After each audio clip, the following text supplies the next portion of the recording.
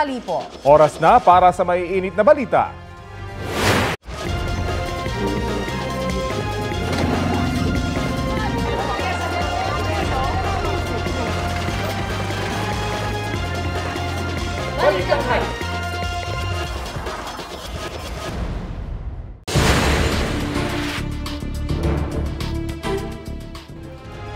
Mainit na balita, dumalo sa budget hearing ng Kamara para sa kanyang tanggapan si Vice President Sara Duterte. Kasunod dyan ang pagpapaliban sa unang budget hearing ng Office of the Vice President. Bago simulan ang presentation ng proposed budget ng OVP, nilinaw ni House Appropriations Committee Vice Chairman Jose Alvarez na sponsor nito na siya ang nagpaliban sa naunang schedule nitong Biyernes.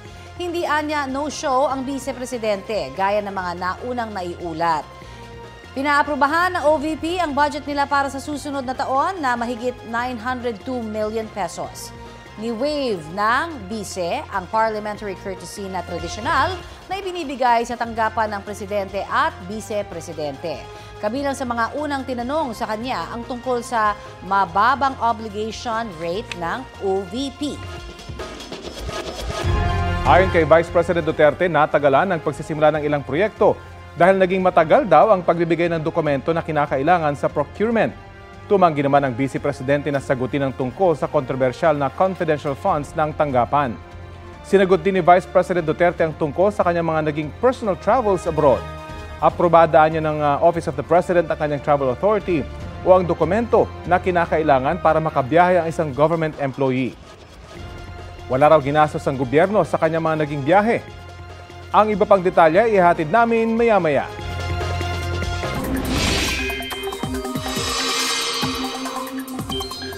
Dalawang low pressure area na ang nagpapaulan sa halos buong Luzon at Visayas ngayong Martes. Namataan ng Pag-asa ang unang LPA 540 kilometers kanluran ng Coron, Palawan. Ito yung sama ng panahon na nagpaulan sa ilang bahagi ng bansa nitong weekend.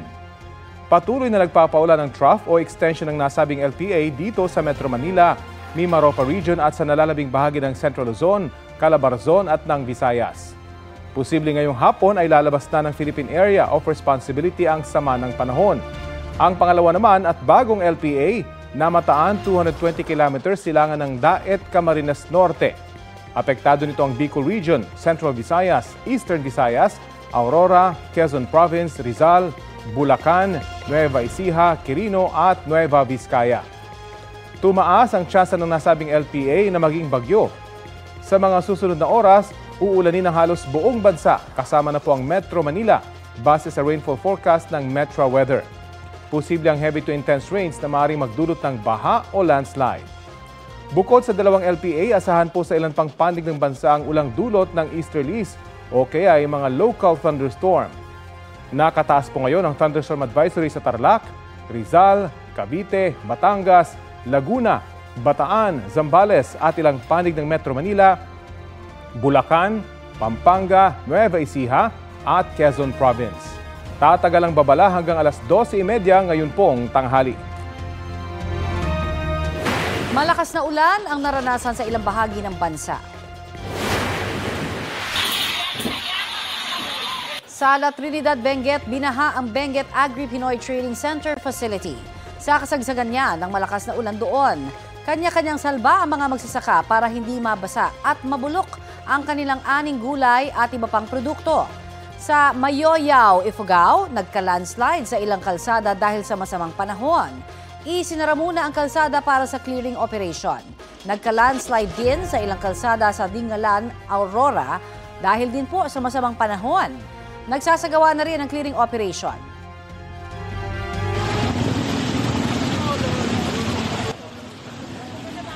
Sa kasagsagan ng malakas na ulan, itinuloy pa rin ang paglibing sa Barangay Santo Angel sa Santo Cruz, Laguna.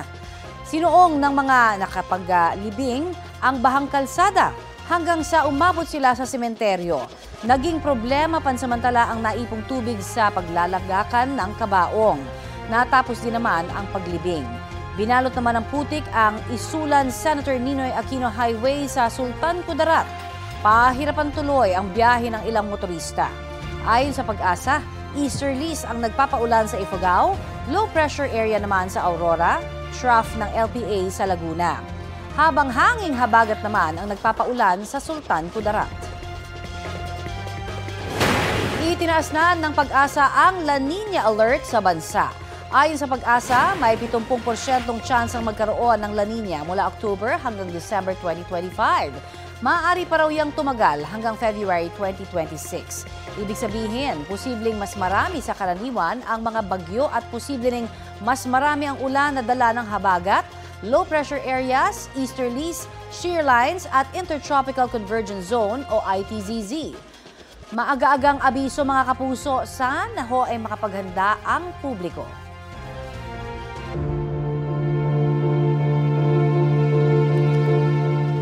Mainit na balita, ininspeksyon ni Department of Public Works and Highway Secretary Vince Dizon at ni Baguio City Mayor Benjamin Magalong ang ilang flood control project sa La Union. Sinuri nila ang 3 proyekto sa mga bayan ng Nagilian at Bawang. Ayon kay Dizon, nakalagay sa kanilang records na kumpleto na ang mga nasabing proyekto pero hindi pa tapos ang kanilang naabutan.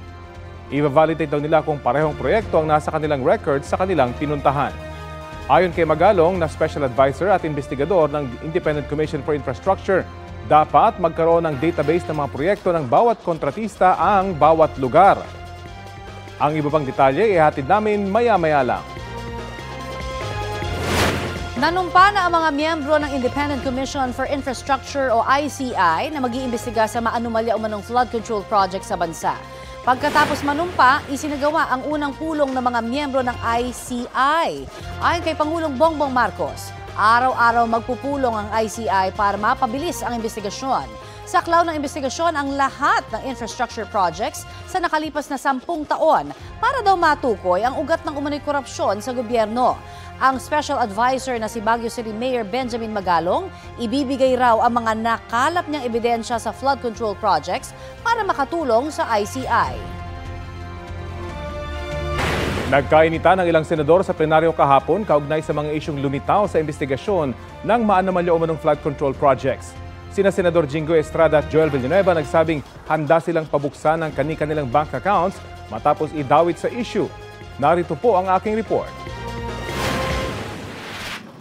Para patunayan daw na walang katotohanan ng aligasyong kumikbak siya ng 30% sa mahigit 300 milyong pisong flood control project, may handang gawin si Senador Jingo Estrada. Ako, I'm open to any investigation. In fact, Mr. President, ngayon pa lang, kahit hindi pa nagko-comment sa Blue Ribbon Committee ni Senator Lacson, ngayon pa lang, I'm willing to sign any waiver to open my bank accounts. I don't know with Senator Joel, maybe he will also conform with my idea. Ang aligasyon binitawan ni Engineer Bryce Hernandez, dating Assistant District Engineer ng Bulacan 1st District Engineering Office sa pagdinig ng Kamara nitong Martes. Nakontempt sa Senado si Hernandez noong pagdinig ng Blue Ribbon Committee noong Lunes. Noong Martes, inilipat siya sa PNP Custodial Center matapos siyang umapela ng proteksyon sa Kamara dahil sa pangamba raw sa kanyang seguridad. Pero kinabukasan, nagmosyon si Estrada na ilipat si Hernandez sa Pasay City Jail, bagay na inoprobahan sa plenaryo. Matapos malipat sa Pasay City Jail si Hernandez, naghain ng petisyon ng kanyang kampo para sa writ of amparo para maisailalim siya sa Witness Protection Program at maibalik sa PNP Custodial Center. Humarap sa Pasay RTC Branch 112 si Hernandez para sa inihain niyang petisyon. Sa sulat naman ng legal counsel ni Hernandez, umapela sila na ibalik siya sa Senado.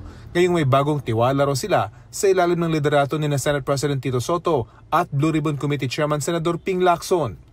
Kung papayagan doon nila si Hernandez na manatili sa Senado, patunay ito na handa ang Senadong harapin ang mahirap na katotohanan. Agad din naprobahan ni Soto ang hiling ng kampo ni Hernandez at inaasang maharap siya ulit sa Blue Ribbon Committee. Hindi pa tapos. Mahabang labanan pa. Okay? Ilan ng court, bakit na-transfer siya sa Senate? There was a consensus between parties. Hirit naman ng Senador Joel Villanueva na inakusahan din ni Hernandez ng pagtanggap ng kickback. Nakapagtataka dahil plenaryo ang nagdesisyon na ilagay siya sa Pasay City Jail. Si Bryce na naman niya ang nasunod. Dagdag ni Senador Rodante Marcoleta na dating Blue Ribbon Committee Chairman, ang naturong committee lang ang pwedeng magtalaga kung saan i-detain ang isang witness na cited in contempt.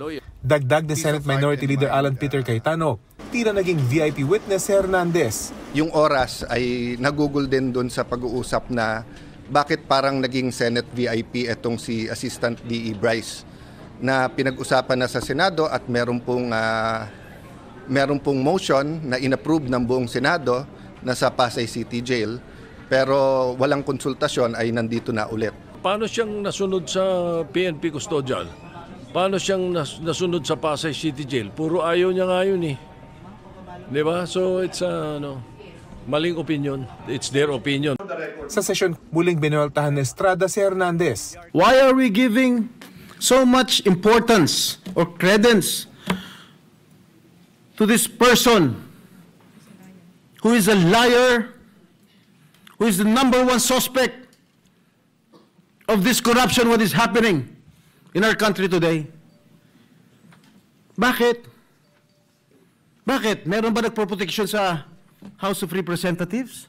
Naglabas din ng hiningang minorya na nakadirekta mismo kay Soto dahil tila hindi raw sila pinoprotektahan ng bagong mayorya. Puna ng Senador Bato de la Rosa, tila nilaglag ni Soto ang minorya sa pagsasabing gumigimik lang sila ng questionin ng minorya ang naunang pagdetain kay Hernandez sa PNP Custodial Center sa halip na ibalik sa Senado. Ang Senado po, hindi po ito noon time TV show na puro gimmick ang ating tinitikap dito. Kami po ay nag-raise dito ng legitimate issues which requires legitimate attention. Ang pahayag na ito ni De La Rosa, hindi pinalagpas ng Senate President. Just because I mentioned that Martin Romualdez called me does not mean that ako'y sumunod sa kanya. The request was coming from the House of Representatives and the request was to retain Hernandez in Congress. At doon ako hindi pumayag. Is that being tuta? Si Marcoleta, pinuna rin ang mga pahayag ni Soto sa affidavit ng mag-asawang Sara at Curly Diskaya at sa pagtanggi niyang pirmahan ang rekomendasyong gawing state witness ang dalawa. Ang sabi po ninyo, with reference to the affidavit of the Diskayas, may suspetsa kami na inedit yung affidavit. Mr. President, ito po ay indirect affront to the integrity of this representation. Yung lamang pong pagsuspetsahan niyo na inedit yung affidavit, paano kayo nagsuspetsa? Ano po ang ginamit ninyong batayan at pagsususpetsahan ninyo na maring inedit yung affidavit? Para masagot ang mga tanong, bumaba si Senate President Soto mula sa rostrum. To the rescue din ang ibang miyembro ng mayorya. Kung gagawin silang state witness, kinakailangan buo, hindi edited.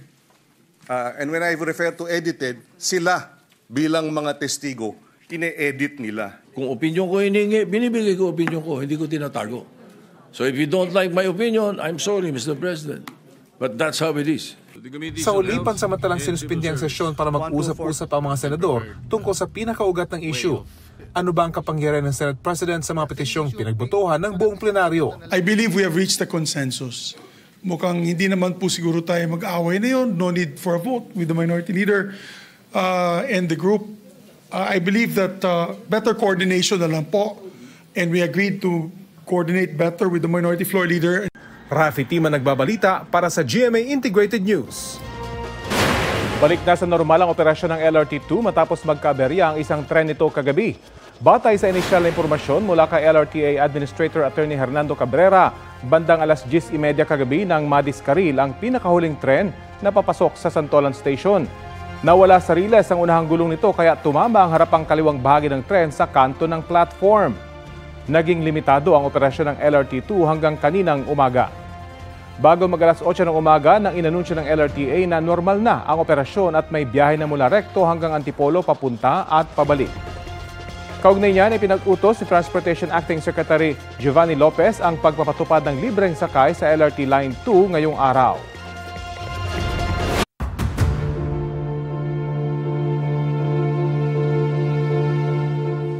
Naghain ng mga karagdagang reklamo si Batangas 1st District Representative Leandro Leviste laban kay dating Batangas 1st District Engineer Abelardo Calalaw. Kasabayan ng paghain ni Leviste ng reply affidavit sa mga isinampanyang reklamo laban kay Calalaw kaugnay sa tangka umanong panunuhol sa kanya ng dating DPWH engineer para ipatigil ang investigasyon ng Kamara sa flood control projects. Sinampahan din ng reklamo ang mag-asawang may-ari ng kumpanya na nagbigay umano ng mahigit 3 million pesos na tinutukoy ni Calalaw bilang donasyon. Ayon kay Leviste, ang nasabing halaga ay 3% ng mahigit 104 million pesos na halaga ng ini-award na kontrata ng DPWH sa kumpanya. Hiniling ni Leviste sa Prosecutor's Office na idagdag bilang respondents ang mag-asawa at isyuhan sila ng subpoena para magbigay ng counter affidavit.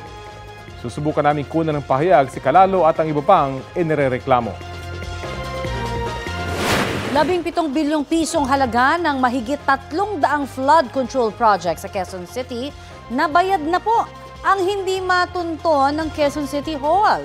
Nabisto rin ng QCLGU na 2 proyektong kontrabaha na ginastusan ng milyong-milyong piso ang pinuntarahan lamang pala. Balitang hatid ni Maki Pulido. Rehabilitation of Drainage System ang project title ng flood control project para sa kalsadang ito sa Barangay South Triangle, Quezon City.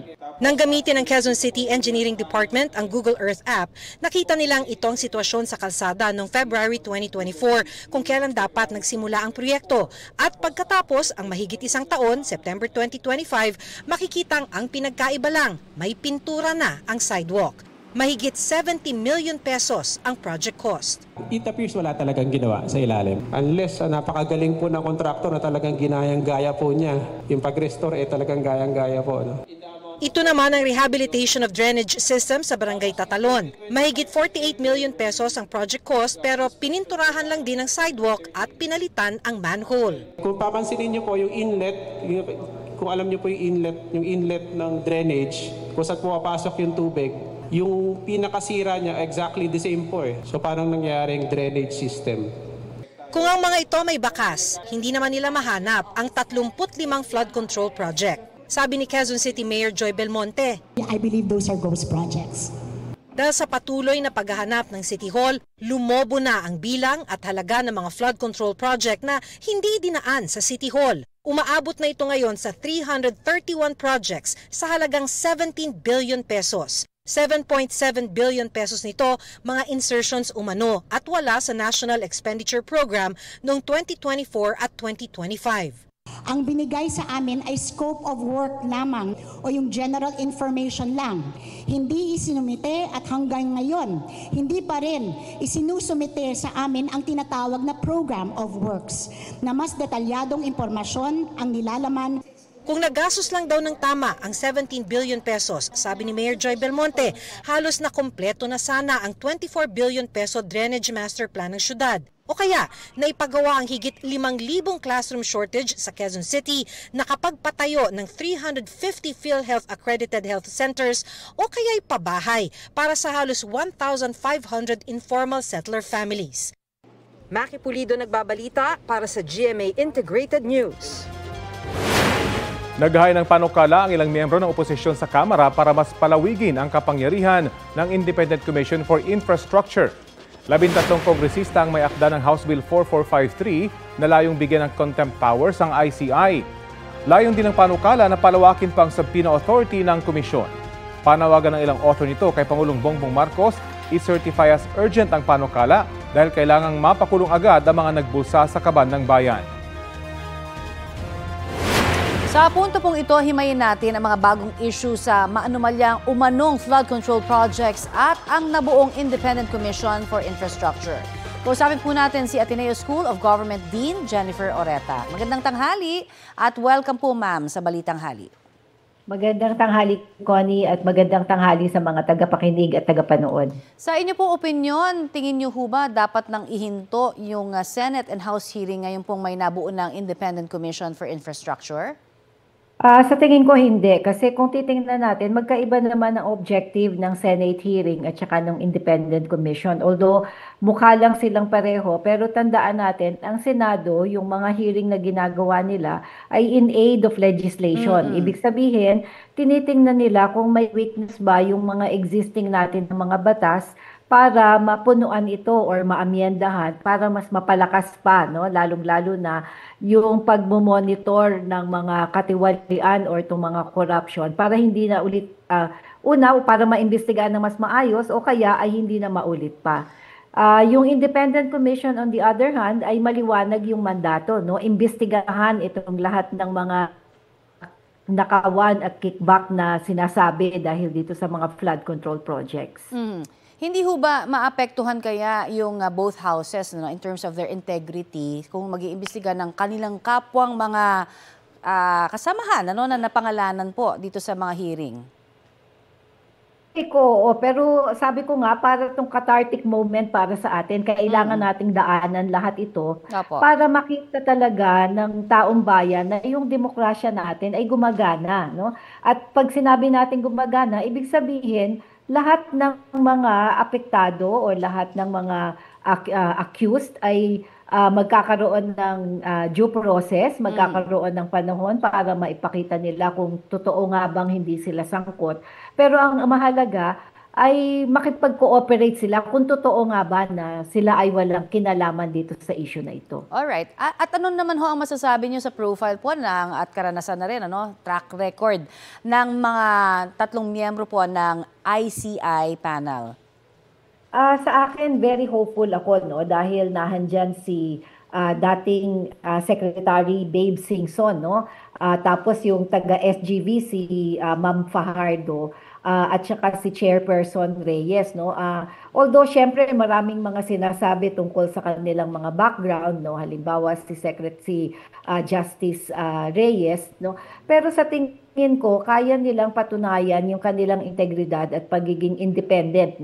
So, I think dun sa larangan ng pagmumonitor ng integrity and accountability, itong 3 na pinili kasama yung investigador si Mayor Magalong, kaya nilang patunayan. At sana nga, I think lahat ng mga tao ngayon ay nagbabantay at hopeful na itong independent commission ay totoo ngang makakapag-imbestiga at makakapag-rekomenda ng mga solusyon para hindi na maulit yung ganitong klaseng kalaking corruption na nakikita natin. Okay, sapat na ho ba yung kapangyarihan para direkta ng matanong, maimbestigahan at makasuhan yung mapapatunayan may pananagutan yung mga nasasangkot po na senador at kongresista, given ito sa Executive Order 94, meron silang parang powers talaga na binigay, pero recommendatory pa rin in the end ang kanila maibibigay lamang. Sa akin, kasi delikado naman kapag binigyan natin ng additional na kapangyarihan dahil meron tayong mga korte, So kaya tama lang sa akin yung kapangyarihan. In fact, malaki nga yung kapangyarihang ibinigay ng executive order para dito sa Independent Commission dahil may subpoena power sila, Kaya nilang ipatawag, yung mga yung iba't ibang mga ahensya o iba't ibang personalidad, Pero ayoko din naman na bigyan sila ng sobrang laking kapangyarihan dahil kung may katiwalian, mayroon tayong mga korte, Pwede tayong magsampa ng mga kaso sa korte. Okay, yung pong mga mayat-maya, nakakarinig tayo na may mga politiko po na nag-volunteer na mag-waive ng kanilang mga bangko, yung kanilang sa bank secrecy law na sinasabi. Hindi ho ba po pwedeng lahat na lamang ng mga politiko ngayon, di ba, kung talagang honest, dahil meron ho tayong extraordinary na time na tinatawag natin ngayon na pinagdadaanan ng bansa para mabalik yung tiwala ng publiko sa kanilang lahat? Dati meron tayong SALN di ba? Opo. Nung panahon ni Pinoy, nung panahon ng mga previous administration, mahigpit na ipinapatupad yung SALN, So kaya itong mga waiver na sinasabi nitong mga na i-implicate dito sa issue na to, unang-una, hindi natin utang na loob sa kanila na nag-waiver sila kasi responsibilidad nila yon, At sana nga, ibalik natin ulit yung Statement of Assets and Liabilities, itong SALN compliance ng mga public servant, Kasi kailangan patunayan nila na nahandyan sila at ang intention nila ay maglingkod, hindi para gamitin ang kapangyarihan ng pamahalaan para pakapalin yung kanilang mga bulsa. Opo, at inaasahan nga po na sa September 21, iba't ibang malalaking grupo ang magkakaroon po ng mga kilos protesta. But prior to that, marami na rin ho tayong nakita ng mga grupo na nagdaos po nito kontra sa korupsyon. Gaano ho kahalaga ito ngayon na ipinapakita ho ng mga mamamayan ang kanilang disgust o pandidiri, pandidiri dun sa mga korupsyon na ito? dapat tuloy-tuloy, no? Alam ko nga na may malakihang pagkilos ngayong gagawin ngayong September 21. Pero hindi pwedeng one time, big time lang ito, no? Kailangan ay sustain natin. Ang sabi ko nga, marathon itong paghahalungkat ng ito sa corruption kasi dekada na yung decades of corruption na yung tinitingnan natin, hindi lamang DPWH. Sanga-sanga ito sa iba-ibang ahensya, no? National government, local government. So kailangan na masusi at mas parang malawakan at mahabang proseso, no, para ungkatin lahat ito. So tama na magkakaroon tayo ng ganyang pagkilo, sana ituloy-tuloy natin at pagdating sa 2028 siguraduhin natin pumili tayo ng tamang kandidato na hindi lamang pang sarili yung intention, kundi talagang paglilingkod sa bayan ng objective. Marami pong salamat sa inyong oras na ibinahagi sa Balitang Hali, ma'am. Thank you. Maraming salamat, Connie. Yan po naman si Ateneo School of Government Dean Jennifer Oreta. Pinilit daw dati ni Ako Bicol Party List Representative Zaldico ang Department of Agriculture na mag-issue ng import permit para sa kanyang 3 kumpanya. Sinabi yan ni Agriculture Secretary Francisco Chu Laurel Jr. sa pagdinig ng House Appropriations Committee sa budget ng DA. Humingian niya ng 3,000 container ng isda si Ko sa kanya noon. Tinanggihan niya raw ito dahil may patas na formula silang sinusunod. Binanggit ito ni Laurel nang tanungin kung may conflict of interest ba kaugnay sa pagmamayari ng ilang mambabata sa mga fishing company. Sinusubukan pa namin kunan ng pahayag si Ko na sabi ng tagapagsalita ng Kamara ay nasa Amerika para magpagamot.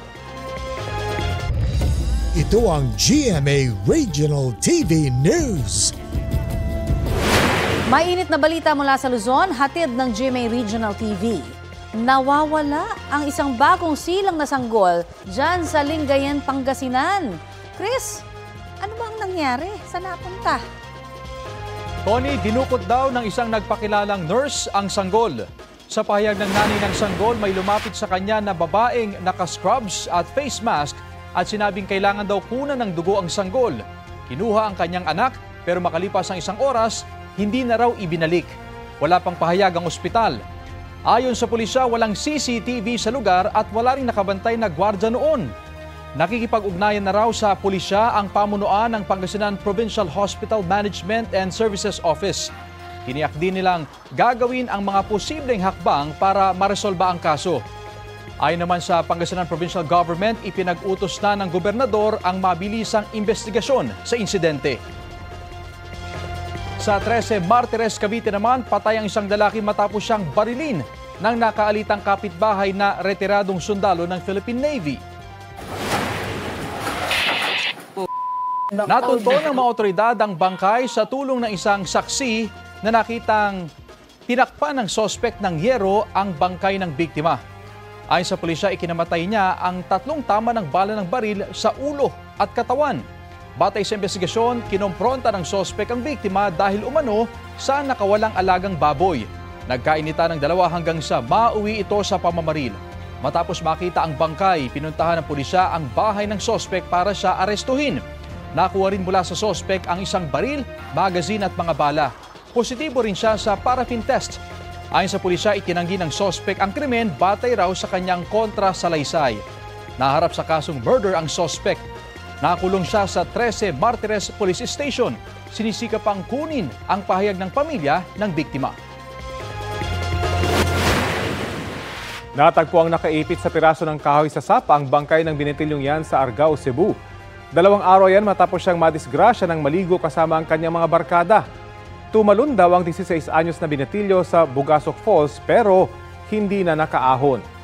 Humingi ng tulong ang mga kaibigan niya sa mga otoridad na nagsagawa naman ng search and rescue operations.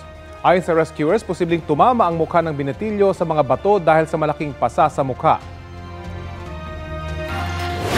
Sasampahan ng ethics complaint si Cavite 4th District Representative Kiko Barzaga ng dati niyang partido ng National Unity Party.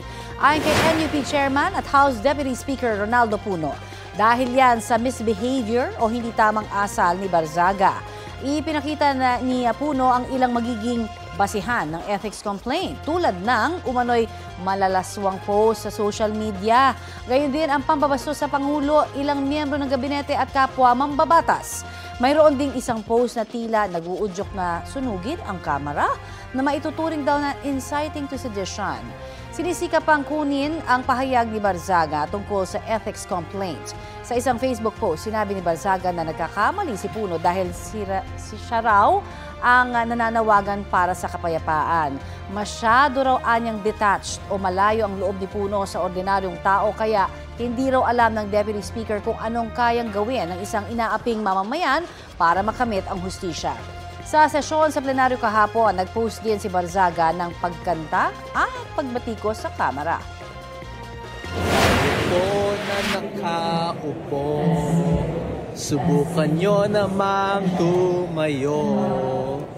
At baka mamyaw-meow-meow, meow-meow-meow, mamyaw-meow-meow. Magbabago na ang House of Representatives. We will bring justice into this corrupt system. Tinan niyo nga ito mga pinapakita niya. Yan ba kilos siya ng matinong congressman?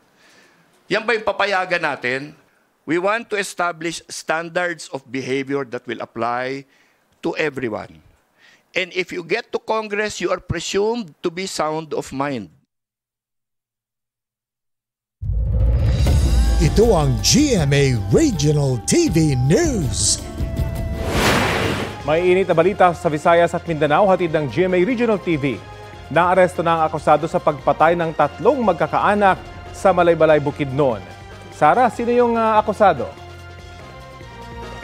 Rafi, ang akusado ay anak ng mag-asawang biktima at nakatatandang kapatid ng isa pang pinatay.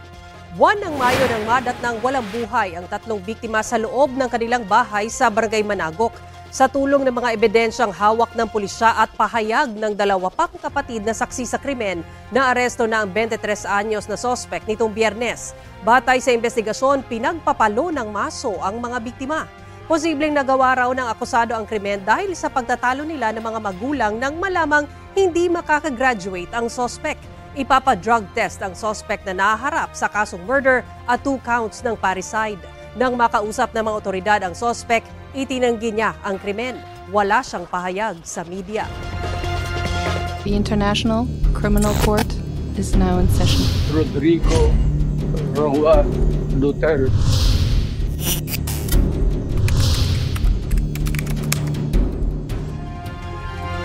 Tinawag ni Justice Secretary Jesus Crispin Remulla na forum shopping ang paghahain ng reklamo laban sa kanya at sa iba pa ni Davao City Acting Mayor Baste Duterte kaugnay sa pag-aresto kay dating Pangulong Rodrigo Duterte. Kahapon, naghain ng reklamo si Mayor Duterte sa Office of the Ombudsman sa Mindanao. Sabi ni Remulla, itinaon ito ng kampo ni Duterte para pigilan ang kanyang application bilang ombudsman. Kabilang sa mga sinampahan ng reklamo ang kanyang kapatid na si DILG Secretary John Vic Remulla, sina Defense Secretary Gilbert Chodoro, National Security Advisor Eduardo Año, pati na sina dating PNP Chief Romel Marbil at Nicolas Torre III at dating PNP Spokesperson Police Brigadier General Jean Fajardo. Inihintay pa raw ng PNP ang iuutos sa kanila kaugnay sa reklamo.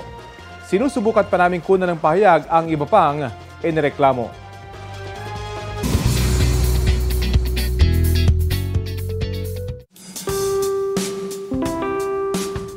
Sa pagiging stress reliever for mental health hanggang sa pag-arangkada as hobby. Cycling is life para kay Asia's multimedia star Alden Richards. Patunay riyan ng recent bike ride niya sa matarik na ruta sa Italy. Sabi ni Alden, halos sumuko na siya. Pero na-realize niya kung bakit niya ito ginagawa. With cycling, that is something I can say na akin lang siya. Nagpapatuloy rin si Alden sa dream niyang maging pilot at pag-attend sa aeronautics school sa Pampanga. Again, lagi kong sinasabi, it always boils down to time management. Walang busyness sa mga bagay na gusto mong gawin. Sina Kapuso comedy genius Michael V. at Beauty Empire star Kailin Alcantara ang ilan sa celebrities na nag-book reading. I need 50 sick people, sasabihin ni Ishma.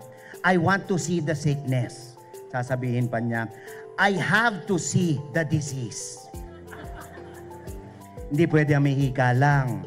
Diyos ko, ayoko talaga ng impyerno. Sa launch ng 2 libro ni National Artist for Film and Broadcast Arts at GMA Entertainment Group Creative Consultant Ricky Lee sa Manila International Book Fair. Kaya kong buhatin lahat ng bagay sa mundo basta kasama ko ang pamilya ko. Sa Manila International Book Fair, may launch din si Kapuso Big winner Mika Salamanca ng kanyang children's book na Lipad.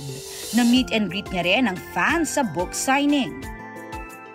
Si multi-awarded journalist at State of the Nation anchor Atom Araulio naman, inilunsad ang kanyang libro na A View from the Ground. Spotted sa event sina GMA Public Affairs Senior Vice President Nessa Valdelion, multi-awarded journalist Howie Severino, at National Artist for Literature Virgilio Almario. Aubrey Carampel nagbabalita para sa GMA Integrated News.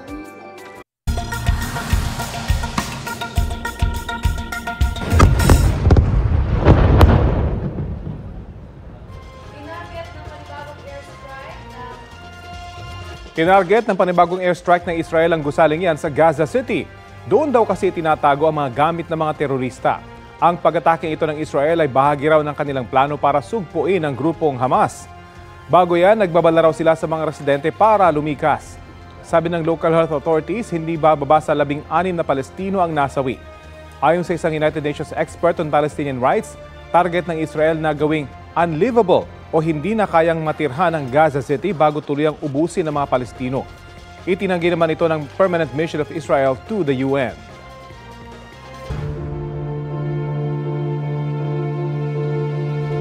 Mainit na balita, sinampahan ng reklamong may kaugnayan sa paggamit ng falsified o peking dokumento ang 2 miyembro ng tinaguriang Bulacan Group of Contractors ng DPWH.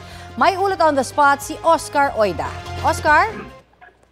Yes, Connie, pasado las 10 nga ng umaga kanina nang magsadya sa Parañaque Regional Trial Court, sina DOTR Acting Secretary Giovanni Lopez at LTO Chief Assistant Secretary Vigor Mendoza upang mag-aay na reklamo paglabag sa Article 172 of the Revised Penal Code o paggamit ng falsified documents laban sa mga dating opisyal ng DPWH na sina dating District Engineer Henry Alcantara at former Assistant District Engineer Bryce Hernandez. Bunsod ito ng pag-amin ng dalawa ng paggamit ng peking lisensya sa kasino ng matanong sa pagdinig sa Senado. Bukod kina Alcantara at Hernandez, sasampahan din na reklamo ang iba pang miyembro ng tinaguriang BGC, Boys o Bulacan Group of Contractors. Kung mapatunayan nagkasala, may katumbas itong kaparasahan na di higit sa 6 na taon na pagkakakulong at multang aabot sa 1 milyong piso. Iniimbestigahan na rin ang anggulo na ang mga peking lisensya ay ibinigay lang umano ng isang kasino. Pati daw yung nagbigay nito ay maaari ding maharap sa reklamo. Sinusubukan pa namin hinga ng pahayag sina Alcantara at Hernandez sa sinampang reklamo ng DPWH. Connie? Maraming salamat, Oscar Oida. Kaugnay ng pagtataas ng La Nina Alert sa bansa, kausapin natin si Pag-asa Climate Monitoring and Prediction Section Chief Annalisa Solis. Magandang tanghali at welcome po sa Balitang Hali. Good afternoon po, Sir Rafi, at sa lahat po ng nanonood at nakikinig ng ating programa. Good morning po. Opo, ano po yung asahan natin kapag ganitong nagtataas ng La Nina Alert ang Pag-asa? Well, Sir Rafi, ito pong pangalawang alert level ng ating ENSO Alert and Warning System. So, ang ibig sabihin lang po niyan, medyo mas tumaas po yung probability na magkaroon tayo ng La Nina at least October, November, December, na posibleng yung maging impact nito medyo mas mataas ang posibilidad na mas marami tayong ulan na matatanggap dulot ng mga tinatawag nating mga combined weather system. So, yan, nandiyan ang bagyo, low pressure area, intertropical convergence zone, yung monsoon natin, and then yung mga shear lines natin, yung mga possible mga combined effects na ito na posibleng makapagpabaha sa atin at magkaroon ng mga landslides, ay mataas po ang posibilidad until at least end of this year, yung nakikita natin sa ngayon. Ibig po ba sabihin ito, dadami yung mga papasok na bagyo? Or mas magiging matindi yung mga bagyong ito kapag pumasok na? Yes, Sir Rafi. Historically kasi nagkakaroon tayo ng mas maraming bagyo towards end of the year kapag meron tayong La Nina or La Nina condition. So ngayon, inaasahan natin may mga posibilidad a minimum of 7 and maximum of 13 na bagyo until end of this year, yung posible pa nating maranasan. At not necessarily na malakas in terms of super typhoon category, pero nandun yung mga posibilidad. But usually po, ang ating mga bagyo, yung characteristics nito kapag may La Nina, ay mas rain-bearing siya. Mas marami yung ulan na ibinibigay. So asahan po talaga yung mga pagbaha kahit hindi ganong kalakas yung bagyo, pero yung ulang dadalhin nito matindi. Tama po kayo, Sir Rapi. So yun po yung kailangan na matamang paghandaan natin dahil hindi lang po yung ulan na dulot ng bagyo ang posibleng maging mapaminsala sa atin, kundi yung pong sinasabi nga natin ng mga combination nitong mga weather systems na ito na maaaring tungo tayo, patapos tayo sa habagat, tutungo tayo sa amihan. So medyo yung pong ating mga kababayan ay kailangan pong mag-ingat dahil usually landfalling at crossing ang mga bagyo at this time of the year. Well, sana po mag-ingat at lahat na mapaghanda na ito habang maaga pa. Maraming salamat po sa oras na ibinahagi nyo sa Balitang Hali. Good afternoon. Good morning. Yan po si Annalisa Solis ng Pag-asa. Update tayo sa budget deliberations ng Kamara sa Office of the Vice President. May ulat on the spot si Tina Panganiban Perez. Tina? Rafi, si Vice President Sara Duterte mismo ang nagdepensa sa panukalang 902.895 million peso budget ng Office of the Vice President para sa 2026. Pasado alas 9 ng umaga dumating ang bise. Gaya noong Biyernes, sa pag-usapan sa pagdinig ngayong umaga ang parliamentary courtesy na iginagawad ng Kamara sa Office of the President at Office of the Vice President. Ibig sabihin, lusot na agad sa House Appropriations Committee ang panukalang budget ng dalawang tanggapan. Pero para sa OVP, pinayagan ng dalawang miyembro ng minorya na magtanong. Sabi ng komite, bahala na raw ang bise kung gusto niyang sagutin ang mga tanong. Winave ng bise ang parliamentary courtesy at nagsabing handa siyang sumagot. Pero ang mga tanong ni ACT Teachers Representative Antonio Tigno at Kabataan Representative Rene Co tungkol sa confidential funds, hindi direktang sinagot ng bise dahil subject niya ito ng impeachment proceedings laban sa kanya at ayaw niyang mabanggit ang strategiya para sa depensa ng kampo niya. Ang mga tanong naman tungkol sa notices of disallowance ng Commission on Audit, sinabi ni VP Duterte na mas magandang idiretso ang mga ito sa COA. Pero dagdag ng bise, may mga pagkakataong hindi agad nakikita ng COA ang attachment sa mga isinusumite ng OVP na mga report sa komisyon. Tungkol naman sa mga biyahe ng bise sa ibang bansa mula noong nakaraang taon, tiniyak ni VP Duterte na walang public funds na ginastos sa mga ito. Kontra rito ni Kabataan Representative Co, may mga kasamang security at OVP personnel ang bise sa ilang biyahe nito. Ayon sa bise, mahigit 7.4 million pesos ang ginastos sa pagsama nila na public funds sa kanya. Pero paglilinaw ni VP Duterte ang pagsama sa kanya ng mga security personnel ay desisyon ng Armed Forces of the Philippines. Ang OVP personnel naman, sumasama lang daw sa kanya kung mayroon siyang official function sa biyahe. Idiniin pa ng bise na lahat ng biyahe niya sa ibang bansa ay may kaukulang travel authority galing sa Office of the President. 10:40 ng umaga, tinapos ang budget deliberations para sa OVP. Pero kung may mga kongresista pang may mga tanong tungkol sa budget o panukalang budget ng Office of the Vice President para sa 2026, pwede nila itong itanong sa plenaryo. Pero ang sasagot dito, hindi si Vice President Duterte, kundi ang sponsor ng budget ng OVP na Vice Chairperson ng House Committee on Appropriation. Rafi? Maraming salamat, Tina Panganiban Perez.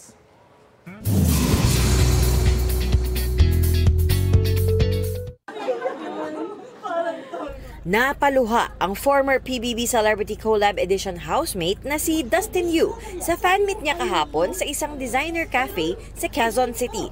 Sabi ni Dustin, before PBB, bilang lang daw sa daliri ang fans na nagpakita ng tiwala sa kakayahan niya as an actor.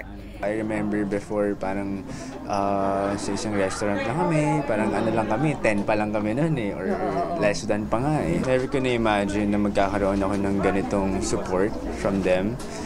And lagi ko nga siya iniisip pagka uwi ko sa bahay na grabe yung love na binibigay nila sa akin. Sabi ng fans, nagustuhan nila ang magandang pakikitungo sa kanila ng sparkle actor. Yung mga fans niya, tinuturing niya talaga na mahal niya talaga, parang pamilya niya. From LA ako eh.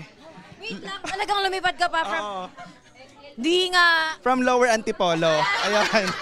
Kung mag-treat siya ng fans, parang hindi fans eh. Parang kaibigan lang niya, parang kakilala niyang matagal. So yun yung nagustuhan ko talaga sa kanya. Gusto ko malaman yun na tuwing napapagod ako o nasasaktan. Kayong lagi pumapasok sa isip ko at sobrang na-appreciate ko lahat ng mga efforts, support. Gusto ko malaman nyo na hindi ko kayo kinakalimutan. Kabilang sa mga pinagkakaabalahan ni Dustin ngayon ang shoot para sa pelikulang Love You So Bad. Sabi ni Dustin, nag-improve ang kanyang acting skills dahil sa kanilang acting workshop under actress and certified acting facilitator Ana Feleo. Iba yung pakiramdam na makakagawa ko ng pelikula sa Star Cinema, Jamie Pictures, tsaka Regal Entertainment. Kung may papasalamatan ako dito, besides the mga producer, si Miss Ana talaga kasi ang dami niyang natulong sa amin. Ang dami niyang naparealize sa akin, ang hindi nagpa-excite sa akin sa pelikulang ito. Athena Imperial, nagbabalita para sa GMA Integrated News. Mainit na balita, pinuna ni Vice President Sara Duterte ang pagbuo ni Pangulong Bongbong Marcos sa Independent Commission for Infrastructure.